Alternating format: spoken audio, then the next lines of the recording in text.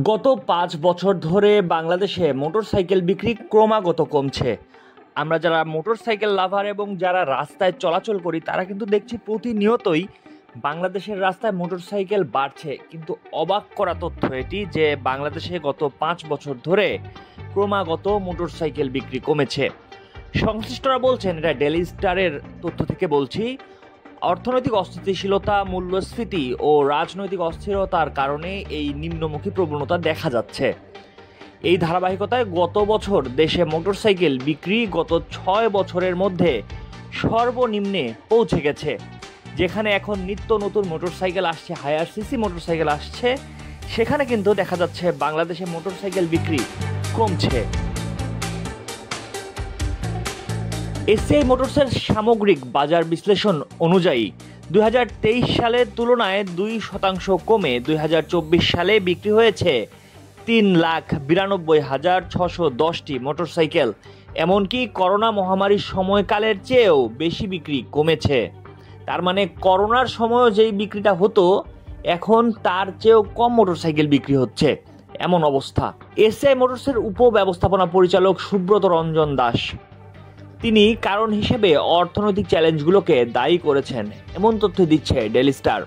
তিনি বলেন, ডলার সংকট ও মূল্যস্ফীতির কারণে মোটরসাইকেলের দামও উল্লেখযোগ্য পরিমাণ বেড়েছে। তার মানে দাম বেড়েছে বিভিন্ন কারণে। এ কারণ কিন্তু একটা বড় কারণ যে মোটরসাইকেলের বিক্রিটা কমে গেছে। যদিও দামি মোটরসাইকেলের ক্ষেত্রে এই চিত্র ভিন্ন। ২০২৪ সালে দামি মোটরসাইকেলের বিক্রি উল্লেখযোগ্য পরিমাণে বেড়েছে। এখানে আবার বলা হচ্ছে যে ধনী ক্রেতাদের ওপর অর্থনৈতিক চাপের প্রভাব না পড়ায় দামি মোটরসাইকেলের চাহিদা বেড়েছে। তার মানে আমরা রাস্তায় মূলত দেখি যেই বাইকগুলো, সেগুলো কিন্তু মধ্যবিত্তদের পরিমাণ বেশি। আর এখানে দেখা যাচ্ছে এখন যে বাইকগুলোর দাম বেশি, অর্থাৎ একটু লাক্সারিয়াস বাইক, সেগুলো বিক্রি কিন্তু আবার বেড়েছে। বলা হচ্ছে যে অর্থনৈতিক চাপে থাকার পরিস্থিতির উন্নতি না হওয়া এবং প্রস্তুতকারক ও খুচরা বিক্রেতাদের জন্য বাজার সম্প্রসারণের সুযোগ খুবই কম।